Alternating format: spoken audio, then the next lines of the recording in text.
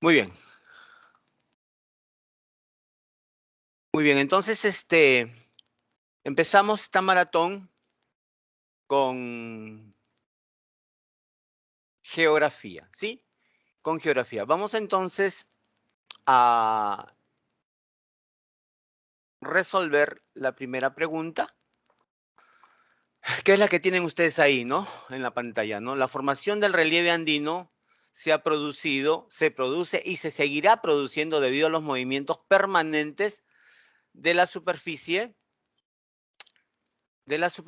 terrestre denominados sismos. Estos movimientos se originan en el turbulento interior de nuestro planeta. Su intensidad es muy variable y origina, por lo general, temblores e inclusive terremotos y maremotos. En América Latina y en el mundo, estos movimientos sísmicos se miden utilizando las escalas, ¿no? Y en este caso,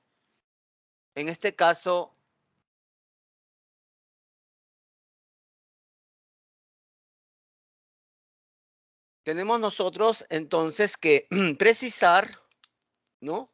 De las alternativas que tenemos, ¿cuáles son las escalas que se utilizan, ¿no es cierto?, para poder precisar, ¿no?, estos movimientos, ¿correcto? Como nosotros ya hemos estado señalando en clase, ¿no? Estos movimientos llamados sismos, ¿no? Son procesos, paulatinos, ¿no? Son procesos progresivos, son constantes, ¿no?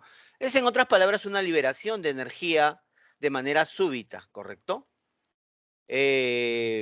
Esto obviamente se produce, ¿no?, debido a las deformaciones y también a los desplazamientos que se dan, ¿no?, a lo largo de las líneas que nosotros hemos conocido con el nombre, ¿no es cierto?, de bordes que son de tres tipos. Recuerden, ¿no? Vamos a recordar un poquito, ¿no?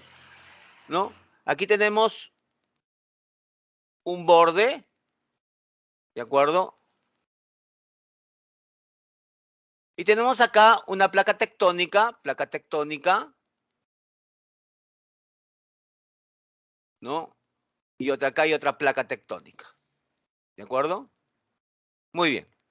Entonces aquí se va a producir, estas placas están en movimiento, recuerden ustedes, ¿no es cierto?, que esta placa tectónica tiene este movimiento y esta placa tectónica tiene este movimiento, ¿no? Entonces aquí se va a producir, en esta zona, se va a producir un borde, ¿no es cierto? Este borde, correcto, va a tener un nombre, ¿ya? Aquí, como las placas tectónicas tienen un movimiento contrario, ¿de acuerdo? Se va a producir un borde convergente, ¿de acuerdo? Convergente. Un borde convergente.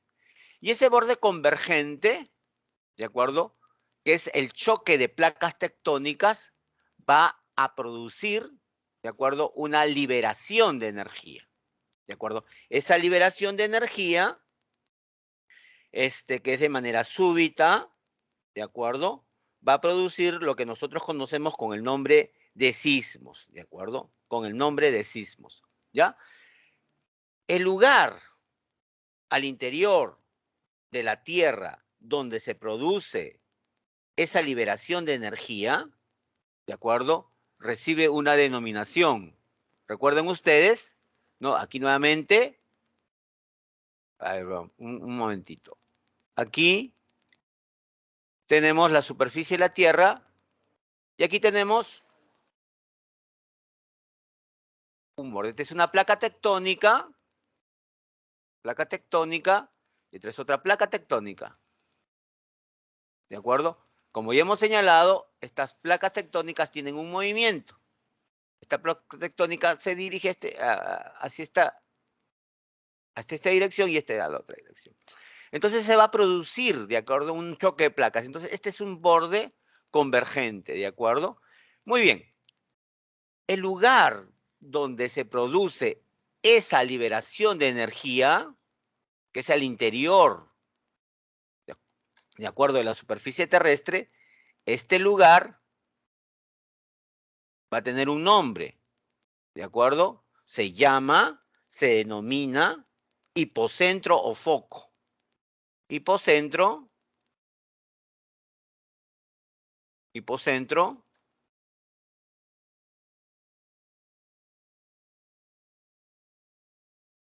o foco, ¿no? De ese espacio, en ese lugar se va a producir la liberación de energía. Y la liberación de energía, ¿de acuerdo? Se va a dar por medio de ondas, ¿de acuerdo? Por medio de ondas. Estas ondas, ¿de acuerdo? Estas ondas van a ser de dos tipos, pero de las que nacen en el hipocentro, ¿no? Vamos a tener a las ondas primarias, que son las que estoy poniendo acá de color amarillo, y luego vamos a tener a las ondas secundarias, ¿de acuerdo? Que las que estoy poniendo acá de color verde, ¿correcto? Las ondas primarias, también llamadas ondas longitudinales, ¿de acuerdo? Como estamos señalando, también se producen en el hipocentro y son más rápidas, ¿ya? No se olviden que estas ondas primarias se propagan por medios tanto líquidos como sólidos. Eso se le ha precisado en clase. Mientras que las ondas secundarias son, digamos, más lentas, ¿de acuerdo? También se producen en el hipocentro, ¿correcto? El lugar donde se libera la energía, y son más lentas, ¿correctos? Estas se van a propagar, estas se van a trasladar, estas se van a mover, chicos, por medios sólidos y también por medios semisólidos, ¿correcto? Muy bien. Ahora, cuando se produce la convergencia, la unión, la fusión de estas dos ondas, esto se va a producir en el lugar llamado epicentro o epifoco, que es este espacio que está aquí. A ver, vamos a ponerle un color. Vamos a poner también color rojo. Aquí. Este lugar que le estoy poniendo yo marcando en rojo es llamado con el nombre de epicentro. Epicentro. Este es el epicentro. Ay, perdón. El epicentro. Es el epicentro. Que en otras palabras es el lugar más cercano, ¿de acuerdo? Es el lugar más cercano en la superficie al foco, ¿de acuerdo? Esta es la superficie. Vamos a poner acá una personita, ¿de acuerdo? A ver.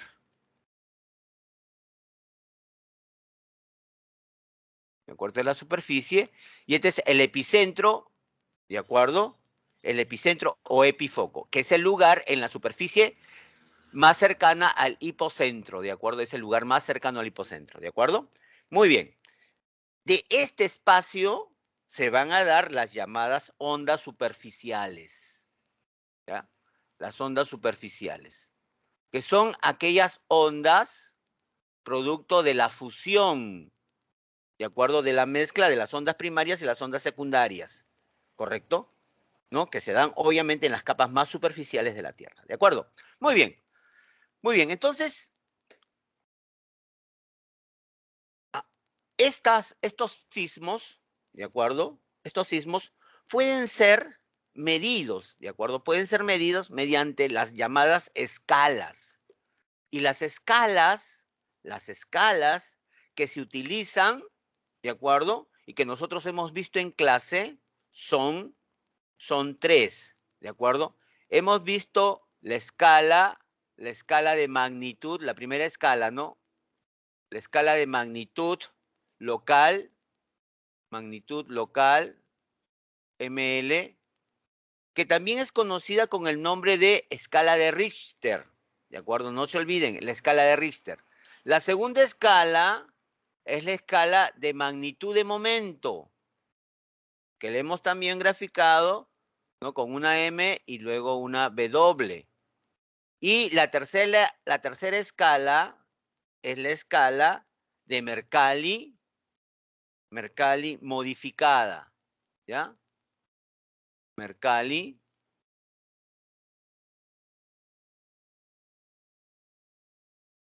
la escala de Mercalli modificada, ¿de acuerdo? La escala modificada. Muy bien, ¿cuál es la diferencia entre cada una de estas escalas, no es cierto? La escala de magnitud local, también conocida con el nombre de escala de Richter, ¿de acuerdo? Mide la energía liberada, ¿de acuerdo? Mide la energía liberada. Y como hemos señalado, la energía liberada, ¿correcto? Se produce en el foco o epicentro, ¿de acuerdo? ¿De acuerdo? Muy bien, la escala de magnitud de momento, ¿ya? La escala de magnitud permite medir, ¿de acuerdo? Medir también la energía total que se libera, ¿correcto? La energía total que se libera. Entonces, estas dos escalas, la magnitud local y la magnitud de momento, van a medir, ¿de acuerdo? Van a medir la energía que se libera, ¿correcto? La energía que se libera, ¿ya? Pero acá hay una precisión.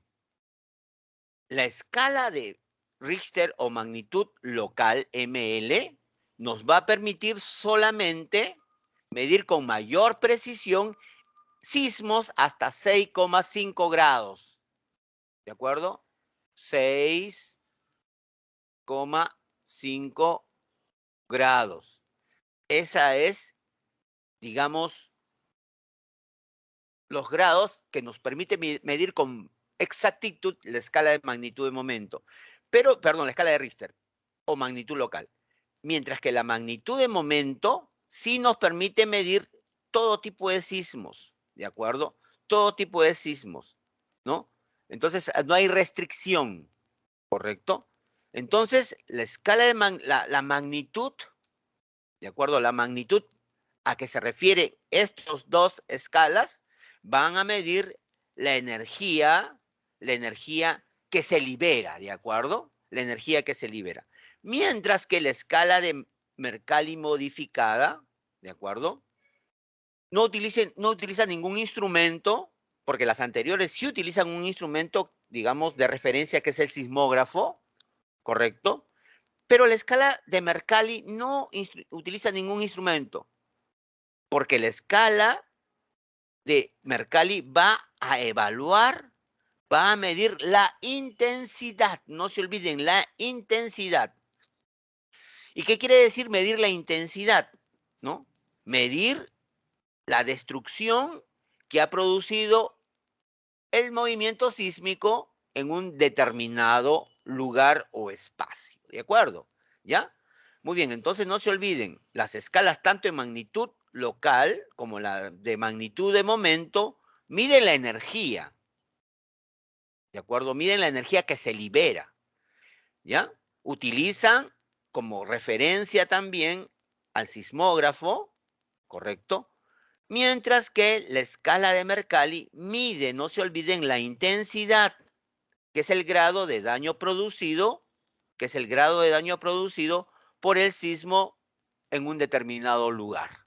¿De acuerdo? Muy bien, entonces, teniendo en cuenta estas precisiones, vamos entonces a la respuesta, ¿no? En América Latina y en el mundo, estos movimientos sísmicos se miden utilizando escalas, obviamente, ¿no? ¿Y cuáles son las escalas que nosotros hemos precisado en estos momentos y que en clase también hemos señalado? Son, ¿no? En este caso, son, ¿cuál sería la alternativa? La alternativa entonces sería la alternativa A, ¿correcto? La alternativa A, porque hemos hablado de la escala, de acuerdo, de Mercalli modificada, que mide la intensidad, y la escala de Richter, o también llamada magnitud de momento, ¿de acuerdo? La escala de magnitud de momento, ¿ya? Entonces, la alternativa correcta, en este caso, estimados alumnos, es la A, ¿de acuerdo? Escala de Mercalli modificada, que no se olviden, mide la intensidad, y la escala de Richter, o también conocida como magnitud local, pero que tiene una precisión. Nos permite medir sismos hasta de 6,5 grados, ¿de acuerdo? Porque los sismos, digamos que son más fuertes, ¿de acuerdo? ¿No? Se van a medir con mayor precisión con la escala de magnitud de momento. Muy bien, chicos, ¿ya? No se olviden de eso. Entonces, la alternativa correcta es la letra A, ¿ya? Muy bien. Pasamos ahora a la segunda pregunta. Bien, aquí estamos hablando del fenómeno El Niño, ¿de acuerdo? Y justamente nosotros estamos ahorita experimentando, ¿no? Este fenómeno, ¿no es cierto? Que es de origen climático y oceánico, ¿no es cierto? Que se produce, ¿no? Regularmente, ¿no? No sabemos nosotros con precisión, cuándo, ¿no? Se va a dar, ¿no es cierto? Pero lo que sí sabemos es que este fenómeno, ¿no es cierto?, siempre se va a producir, ¿no es cierto? Algunas veces más fuerte, en otras veces menos fuerte, pero de todas maneras siempre estamos nosotros, ¿no? Amenazados por este fenómeno, ¿de acuerdo? Muy bien. Acá se está señalando, ¿no? Aquí se está señalando que el niño es un fenómeno natural. Obviamente, no es un fenómeno natural, ¿no? Pero ahora se precisa, si bien es cierto, es un fenómeno natural, pero a raíz, ¿no es cierto?, de la intervención humana, ¿no?, que está acelerando el cambio climático, este fenómeno natural, chicos, ¿no?, este fenómeno natural, ¿no?, se está haciendo, digamos, un poco más recurrente, ¿ya? Es un poco más recurrente, ¿no? Muy bien. Algunas personas, ¿no? Algunos, como por ejemplo Antonio Raimondi, ¿no? También escribió sobre situaciones que son lo que nosotros conocemos como niños, ¿no? Ya hace muchos años, ¿no? Entonces, en cierta manera, estando Antonio Raimondi por la zona de Trujillo, experimentó lluvias intensas, inusuales, ¿no? Entonces, describió lo que estaba pasando y luego también preguntó, ¿no es cierto?, a los pobladores de esa zona en ese tiempo, ¿no?, si es que esto era algo regular, ¿no? Y los pobladores le dijeron que no, ¿no? Entonces, esa lluvia intensa causó entonces inundaciones, inclusive en la localidad donde Antonio Raimondi estaba, ¿no es cierto? Entonces, estos eventos, ¿de acuerdo?, son recurrentes, algunas veces son sumamente fuertes, ¿no? Y a otras veces son, digamos, más leves, ¿no? Algunos historiadores precisan que justamente este fenómeno probablemente haya sido quien haya producido, ¿no es cierto?, no digamos la destrucción, ¿no?, sino de repente que la cultura mochica haya entrado de repente en una especie de crisis, ¿no?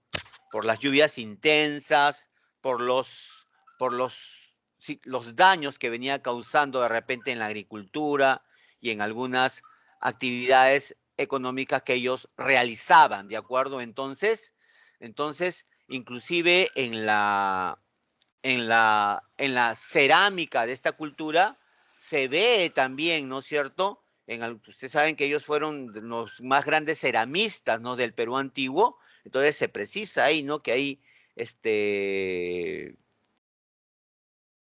en su cerámica se ve como especie de lluvias, ¿no? Y gente que está mirando a los cielos, ¿no? Y nos hacen ver que también estos fenómenos se producían también en ese entonces, ¿de acuerdo? Pero en fin. Entonces, este fenómeno conocido como el Niño, ¿de acuerdo? Y que tiene como una de las características, ¿no?, que la temperatura del agua comienza a ascender, sobre todo en el norte, y que esta temperatura del agua, que aumentaba su temperatura, ¿no?, se producía en el mes de diciembre, ¿no? Entonces, asemejándola también, ¿no?, con la época de fin de año, de Navidad, ¿no es cierto?, la llegada del Niño Dios, los pescadores le pusieron también, ¿no?, ese nombre, ¿no?, el fenómeno del niño, ¿no es cierto? Entonces, como ya en clase se ha precisado, no es una alteración, ¿no es cierto?, que tiene que ver con el océano y también con la atmósfera, ¿no es cierto?, que es el calentamiento, digamos, de manera normal de las aguas superficiales, de acuerdo, de las aguas superficiales, ¿sí? Entonces, va a traer pues una serie de consecuencias, ¿de acuerdo? Una serie de consecuencias. Entre las consecuencias ya se han explicado en clase, ¿no es cierto? Pero vamos a ver alguna de ellas, ¿no es cierto? Bien, aquí, tomando en cuenta lo mencionado, identifique las consecuencias positivas, no se olviden, consecuencias positivas, porque si bien es cierto, el niño tiene consecuencias negativas, pero también tiene consecuencias positivas, ¿no? Obviamente las consecuencias negativas, digamos, son más relevantes que las consecuencias positivas, ¿de acuerdo? Entonces vamos a precisar, ¿no? ¿Cuáles son las consecuencias positivas y cuáles son las consecuencias negativas, ¿de acuerdo? Las lluvias intensas, si bien es cierto se producen lluvias intensas, favorece la regeneración de los bosques secos de la costa sur. Favorece la generación de los bosques secos de la costa sur. Muy bien. Si bien es cierto, las lluvias intensas van a favorecer la generación, la regeneración de los bosques secos, incluso va a haber lugares donde, digamos, por esta época, por acción del aumento de las precipitaciones, por lo tanto, aumento de agua, va a haber algunas zonas del norte desérticas que van a convertirse en zonas verdes. Una especie que se convierte en, ¿no?, como especie de praderas, digamos así, ¿no? Un poco semejando, ¿de acuerdo? Pero cuando nosotros hemos hablado de los bosques secos, chicos, en clase, los bosques secos los encontramos no en el sur, sino los encontramos en el norte, ¿de acuerdo? En el norte. Entonces,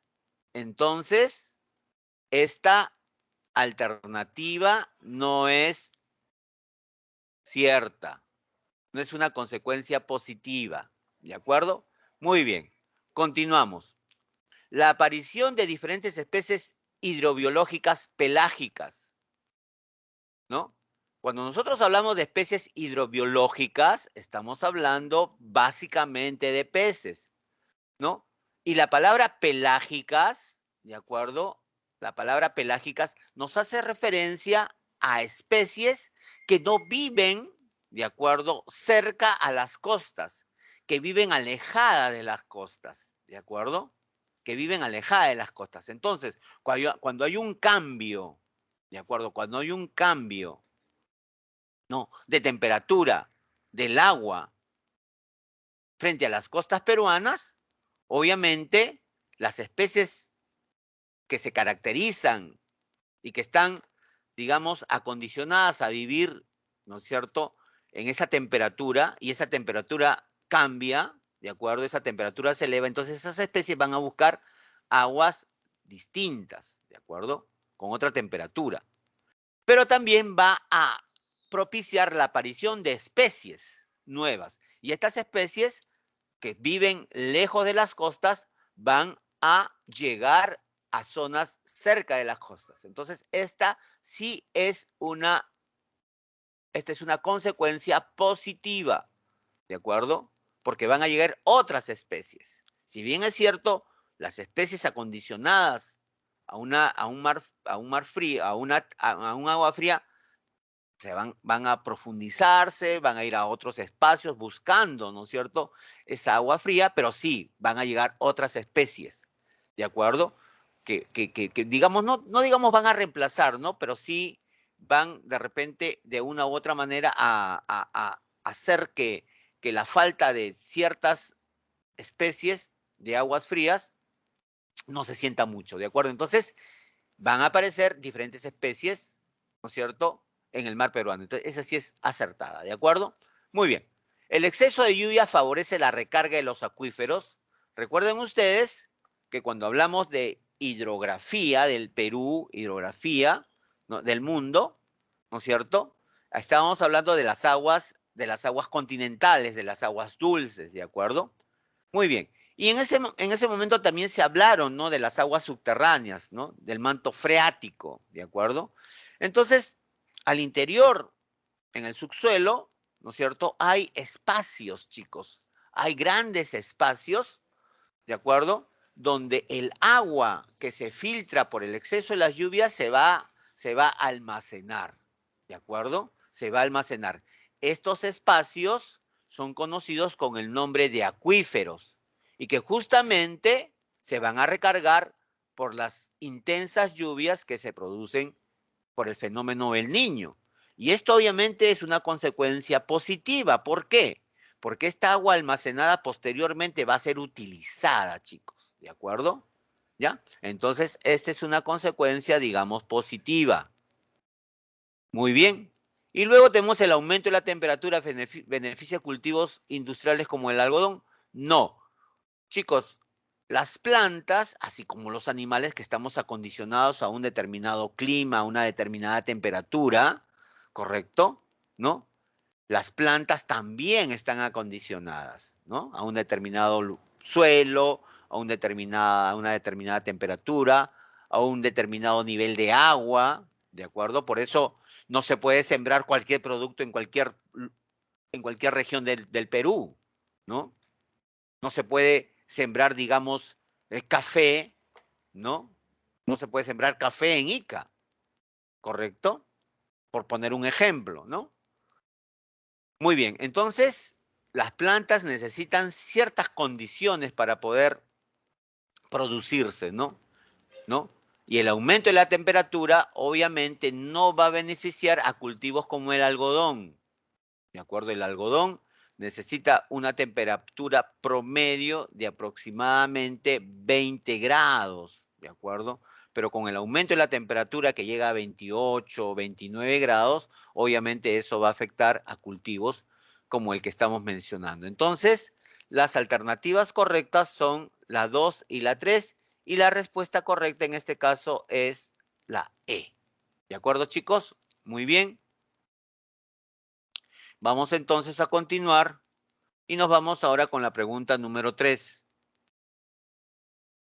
La pregunta número 3, ¿no? Estamos hablando ahora de las áreas naturales protegidas, ¿no es cierto? Recuerden ustedes que en el territorio peruano nosotros vamos a tener áreas naturales protegidas, ¿no es cierto? Que son espacios que pueden estar en el continente y también en el mar, ¿de acuerdo? ¿No? Que están protegidos legalmente por el Estado, ¿no? Porque tienen ciertas condiciones que son muy importantes, ¿de acuerdo? Como por ejemplo, estas áreas naturales protegidas nos van a permitir la conservación de la diversidad biológica, no tanto de animales como plantas, obviamente, ¿no? También va a haber por ellas un interés de tipo cultural, ¿no? El paisaje también, ¿correcto? ¿No? Y también científico, obviamente, porque ahí se van a hacer algunos estudios, ¿no es cierto? ¿No? Que van a conducir a preservar esos espacios, ¿no? Y esas especies, ¿correcto? Y también, ¿no? Porque van a permitir, chicos, ¿no? Y esto es importante, ¿no? Van a tener una contribución al desarrollo sostenible del país, ¿no es cierto? Recuerden ustedes, ¿no? De que cuando se hablaba del tema de desarrollo sostenible, ¿no? Estábamos hablando de aquel desarrollo, ¿no es cierto?, que permita que nosotros utilicemos los recursos naturales de manera racional, ¿ya? Porque ustedes saben que nosotros, los seres humanos, satisfacemos nuestras necesidades mediante la utilización de recursos naturales, ¿de acuerdo?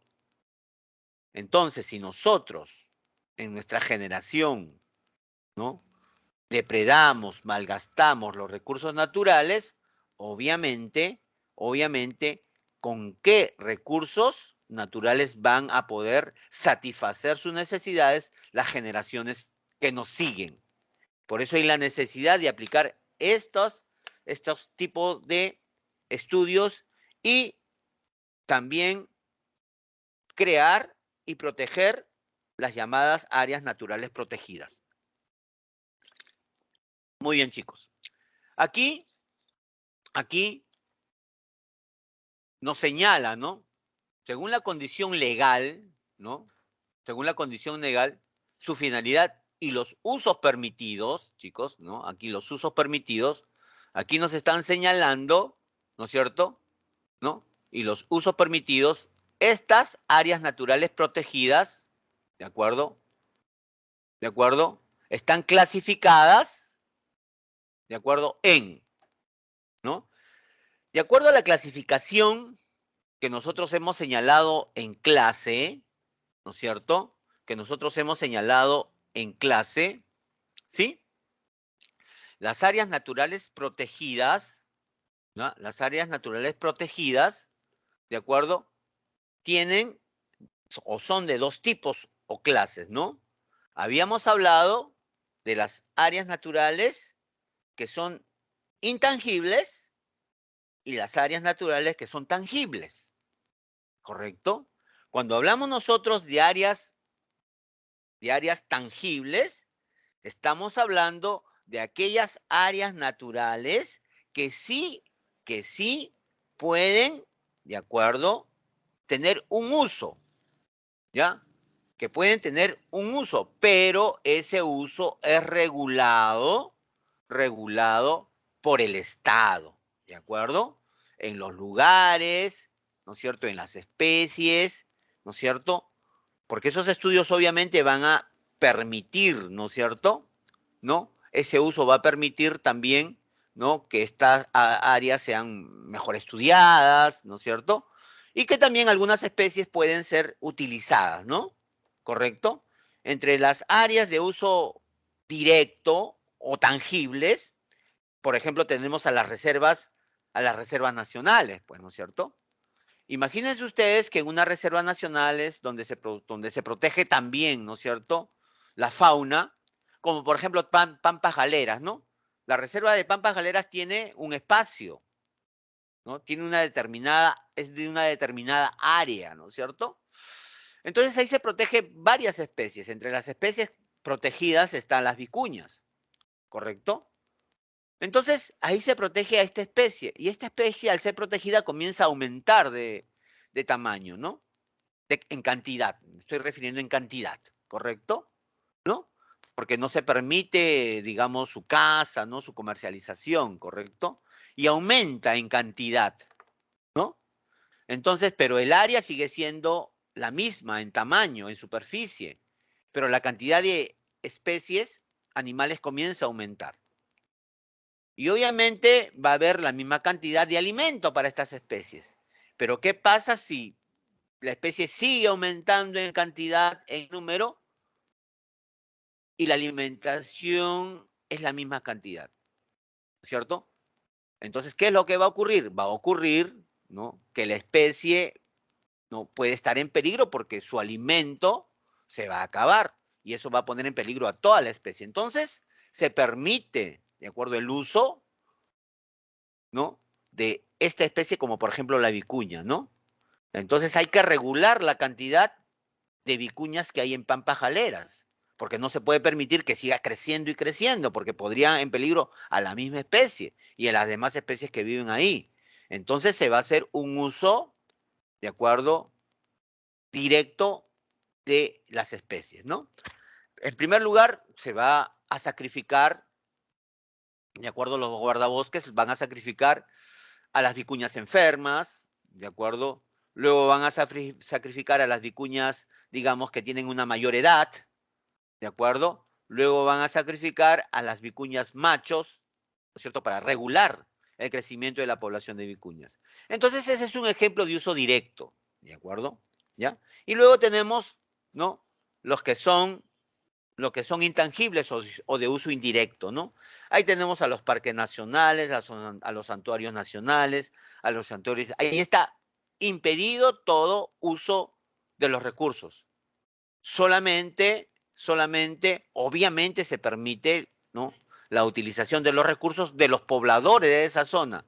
Recuerden ustedes que en esa zona viven algunas comunidades, ¿no?, nativas y que ellos, ¿no es cierto?, sí pueden utilizar, porque ellos lo hacen, aunque a veces es difícil de entender, ¿no?, de que ellos usan racionalmente los recursos de el lugar donde ellos viven, ¿de acuerdo? Entonces, ellos cuando de repente quieren cazar a un animal, ¿no? Y ven de repente que el animal que quieren cazar está preñada, no la cazan. ¿De acuerdo? No la cazan. ¿No es cierto? Van y buscan otro animal, otra especie, o de la misma especie para cazarla, pero cuando está, ¿no es cierto?, preñada, no cazan estos animales. Entonces, miren, vemos que de una u otra manera ellos respetan las leyes de la naturaleza, ¿de acuerdo? Y hacen un uso responsable y sostenido de los recursos que hay ahí, ¿no es cierto? Pero ellos sí, pero las personas que no viven ahí, ¿no? ¿No? Y donde en esos lugares hay especies muy importantes, entonces ahí, ¿de acuerdo? ¿De acuerdo? Se prohíbe todo uso, ¿no? Claro, obviamente hay digamos, ¿no? Lugares, espacios, ¿no? Donde sí se puede permitir, ¿no? Pero todo regulado por el Estado. Entonces, ¿no? Teniendo en cuenta estas características que hemos señalado, la respuesta correcta a esta pregunta número 3 es la alternativa D, chicos, ¿ya? Muy bien. Continuamos entonces con la pregunta número 4. Acá nos habla del cambio climático, ¿sí? El cambio climático. Nos habla del cambio climático, ¿no? Y nos dice el cambio climático que se experimenta en las últimas décadas, ¿no? Se prevé como un proceso que pueda, ¿no?, resultar catastrófico para la humanidad en su conjunto. Se caracteriza en gran parte por el aumento rápido y global de las temperaturas, proceso que se debe a una serie de factores, ¿no es cierto?, y hechos concomitantes, ¿no? O sea, que se unen, ¿no? Marque la alternativa correcta, dice que marque la alternativa correcta, obviamente, que contiene, o las alternativas que contienen, ¿no?, las características propias y consecuencias de este proceso, ¿no? Estaba hablando contienen características propias y consecuencias de este proceso. Muy bien. Entonces aquí vamos a precisar, ¿no?, cuáles son las que tienen características propias y consecuencias de este proceso. ¿De acuerdo? Muy bien. El cambio climático se debe al aumento del contenido de gases de efecto invernadero y tiene entre sus consecuencias la reducción de los hielos cuaternarios y el permafrost. Muy bien, cuando nosotros hablamos del cambio climático, ¿no?, una de las razones también, recuerdan ustedes, es el calentamiento global. ¿Sí? El calentamiento global, cambio climático, calentamiento global y efecto invernadero, por si acaso, son procesos distintos, pero que tienen y guardan mucha relación, por si acaso. Ya no hay que confundir cambio climático con calentamiento global y efecto invernadero, ¿no? El efecto invernadero es un proceso, ¿de acuerdo? Es un proceso también natural, ¿de acuerdo? También es un proceso natural. Los gases efecto invernadero, chicos, recuerden ustedes, los gases efecto invernadero son aquellos gases, ¿no? Recuerdan ustedes que retienen calor, ¿no es cierto? Son aquellos gases que retienen calor, ¿no? Recuerden ustedes que en clase hemos hablado, ¿no?, de aquellos gases que retienen calor. Y entre esos gases que retienen calor, ¿no es cierto?, los principales gases de efecto invernadero son el dióxido de carbono, el metano, el óxido nitroso y también los gases fluorados, ¿de acuerdo? Y también los gases fluorados, ¿correcto? Muy bien, estos retienen más temperatura, ¿de acuerdo? Muy bien, entonces, es cierto, pues, ¿no? También el cambio climático se debe al aumento de los gases de efecto invernadero que se vienen propalando principalmente por la acción del hombre, ¿no? Recuerden ustedes, desde la revolución industrial ha habido un aumento, ¿no es cierto?, de gases de efecto invernadero, principalmente del CO2, ¿correcto? ¿No? Y esto va a generar la reducción de los hielos que se han formado en el cuaternario, ¿cierto? Y el permafrost, que es la capa de hielo que cubre el suelo, ¿de acuerdo? Y que viene desapareciendo en algunos lugares y reduciéndose en otros. Entonces, esta sí es una alternativa correcta. El calentamiento global genera un aumento de nivel marino. Claro, es cierto, pues, ¿no? Al derretirse por el aumento de la temperatura de los glaciares, de los casquetes polares, ¿no es cierto? El nivel del mar va a aumentar, ¿correcto?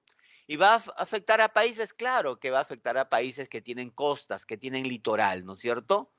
¿No? Como por ejemplo Indonesia, Fiji, que es una... Holanda también, bueno, que forma parte de los Países Bajos, ¿no es cierto? Pero aquí se está incluyendo a países mediterráneos que no tienen costas, ¿correcto? Como Paraguay, que es uno de los dos países mediterráneos de América del Sur.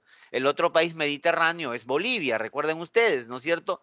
Y Suiza también es un país mediterráneo, pero en este caso de Europa. Entonces, esta es una respuesta negativa, ¿correcto? No es. Muy bien. Luego dice las punas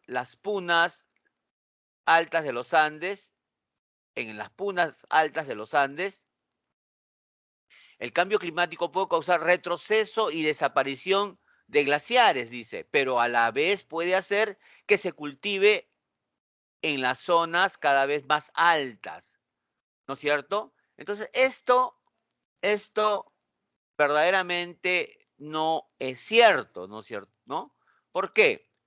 Porque si bien es cierto, puede causar el retroceso y la aparición de los glaciales, pero esto no significa que permita el cultivo en zonas altas, pues, ¿no es cierto?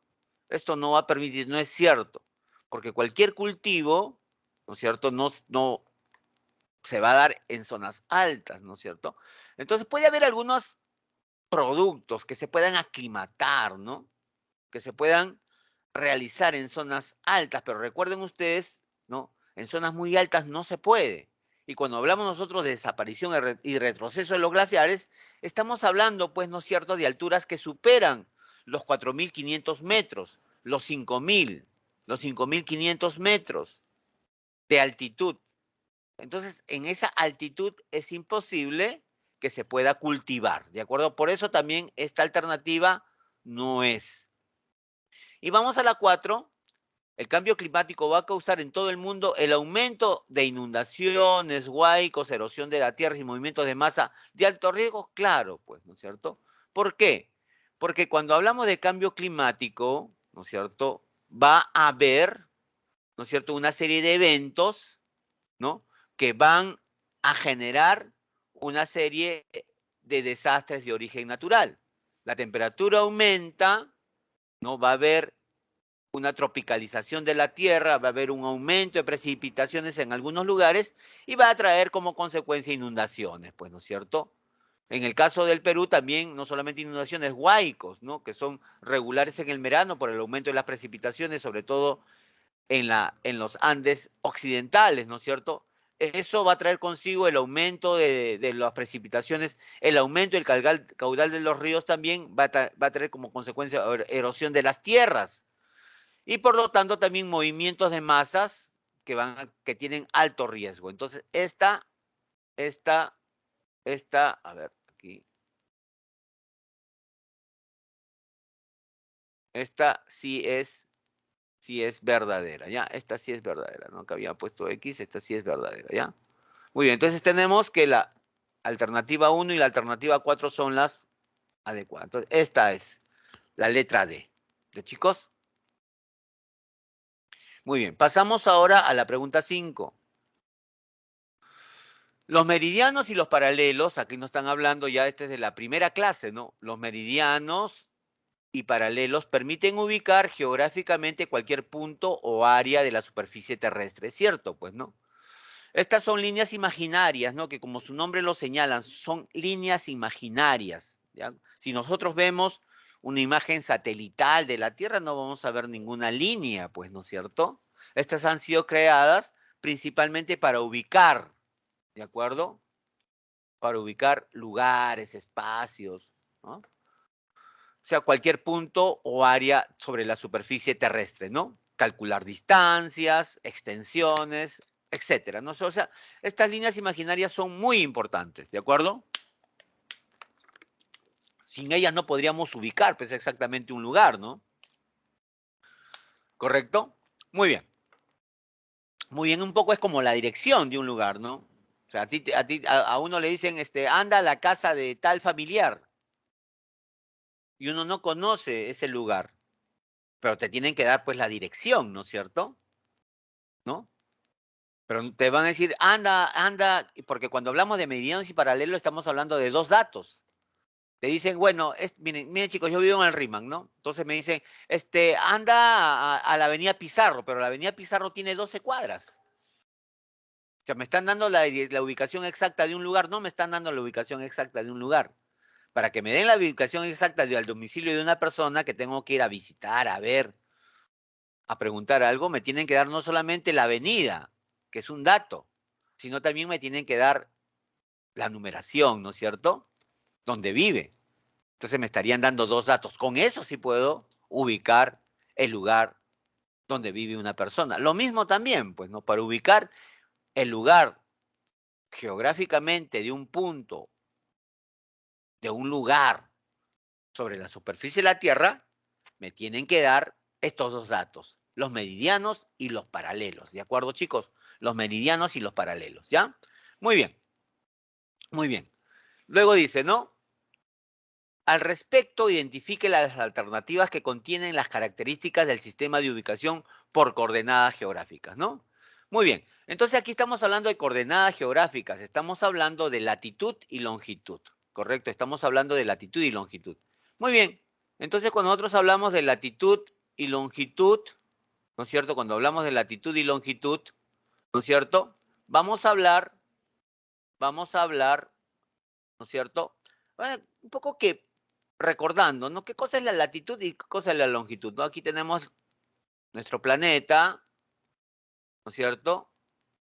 Este es el ecuador terrestre, ¿no es cierto? Aquí tenemos un punto y otro punto que vendría a ser, este vendría a ser el polo norte, que es un punto nada más, ¿no? Polo norte. Este es el polo sur, que también solamente es un punto, que es el lugar de encuentro, ¿se acuerdan ustedes del eje imaginario de la Tierra, del eje terrestre? ¿No es cierto? Con la superficie. Este es el polo sur, ¿no es cierto? Y este es el Ecuador, ¿no es cierto? Ecuador terrestre, ¿no? Muy bien, muy bien. Cuando nosotros hablamos de la latitud es el lugar, ¿de acuerdo? Es la zona, ¿de acuerdo? O el lugar que tiene que ver con el ecuador terrestre, ¿de acuerdo? Si este lugar está sobre el ecuador o debajo del ecuador. Recuerden que el ecuador terrestre, que es esta línea que estoy trazando acá de color negro, divide la Tierra en dos hemisferios, ¿no es cierto? Hemisferio norte, que está arriba, hemisferio norte, y hemisferio sur.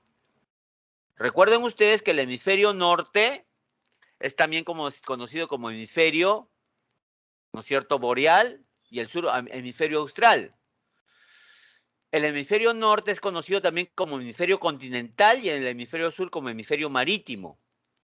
¿Ya? ¿Por qué hemisferio norte es continental? Porque la mayor parte de las tierras emergidas se encuentran en el hemisferio norte.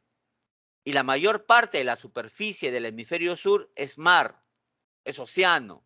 Por eso se le dice hemisferio marítimo, ¿de acuerdo? Muy bien, entonces, cuando hablamos nosotros de latitud, ¿de acuerdo? Estamos hablando, ¿no?, de la ubicación de un lugar con respecto al Ecuador. ¿De acuerdo? Todos los lugares que se encuentran sobre el Ecuador tienen latitud norte. ¿De acuerdo? Latitud norte. Todos los lugares que se encuentran debajo de la línea ecuatorial tienen latitud sur. ¿De acuerdo? ¿Ya? Muy bien. Muy bien. ¿Correcto? Y para medir la latitud, nosotros vamos a utilizar los llamados paralelos, pues, ¿no es cierto? Paralelos. ¿Sí? Los paralelos principales son 2 en el norte y 2 en el sur, recuerdan ustedes, ¿no? Uno era el trópico de Cáncer.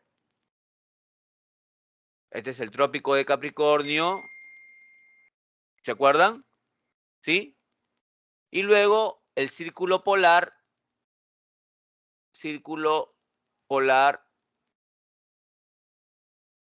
ártico, y este es el círculo polar antártico. ¿Recuerdan ustedes, no? Antártico. Y cada uno tiene una posición matemática, ¿no es cierto? Muy bien, muy bien. El círculo polar, perdón, el meridiano, mejor dicho, firmes. El trópico de Cáncer, ¿qué notación matemática tiene? ¿No? Tiene 23 grados, 27 minutos. ¿Y cómo se saca esto? Muy fácil. Es un ángulo. ¿De acuerdo? Es un ángulo. ¿Cómo se precisa esto? Por un ángulo. Aquí tenemos este punto, este es el ecuador, toda la línea, y trazamos este ángulo. Y este es el ángulo que mide 23 grados 27 minutos. ¿De acuerdo?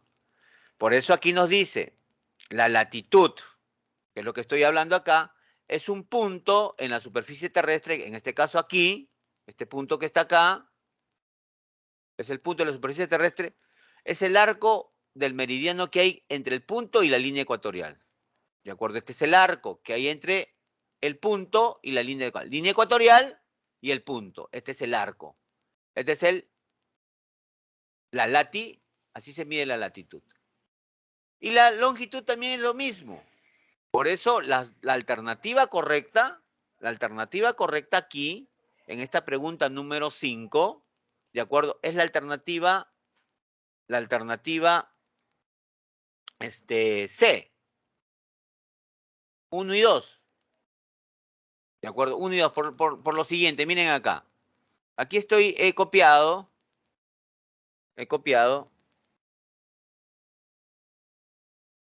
Miren acá. Aquí podemos observar con claridad, pues, ¿no? Esto es, ¿no es cierto? Aquí dice la latitud.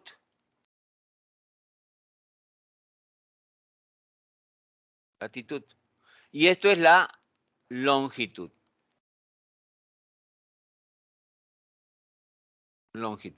Vean cómo aquí es el Ecuador, la línea del Ecuador, ¿no es cierto? Y se traza este ángulo que está aquí. Se traza el ángulo, ¿no? Vean el ángulo. Este es el Ecuador y este es el ángulo que se forma. Y acá se está topando con un paralelo, ¿no? Y acá está, la latitud es el ángulo. Mientras que la longitud, vean acá es lo contrario, ¿no? Aquí tenemos, ¿no? Porque la longitud, como ustedes saben, chicos, tiene que ver con el meridiano base o meridiano de Greenwich, que es esta línea que está aquí. Es el meridiano base o meridiano de Greenwich, ¿no? Y aquí tenemos otro arco que es, ¿no es cierto?, de 80 grados. Entonces aquí está, miren ustedes, cómo se mide la longitud. Aquí está. Esa es la forma como se mide la longitud. ¿De acuerdo? Muy bien. Entonces aquí la respuesta correcta, chicos, es la letra C. La 1 y la número 2. Ahí están las respuestas. Muy bien, ahí están las respuestas. ¿Ya? Ahí están las respuestas. Bien, entonces vamos ahora a pasar a la maratón de educación cívica, ¿no? En educación cívica vamos a responder algunas preguntas. Muy bien. Aquí estamos hablando de lo que nosotros conocemos con el nombre de garantías constitucionales, ¿sí? las garantías constitucionales. Esta es una clase, ¿no es cierto?, que hablaron en, creo que la segunda semana, ¿no? Dice aquí, a ver, vamos a ver, ¿qué es lo que dice la pregunta? José María Flores del Campo es un paciente de SIDA, dice, ¿no? Viene tratándose en la clínica Gloria Celestial desde hace 4 años. Roberto Echandía, su adversario en un proceso penal, o sea que José María está entablando o está en un proceso penal, ¿no es cierto?, en un proceso judicial penal con este señor Roberto Echandía, ¿de acuerdo? Están en un proceso penal, ¿no? Están en un juicio.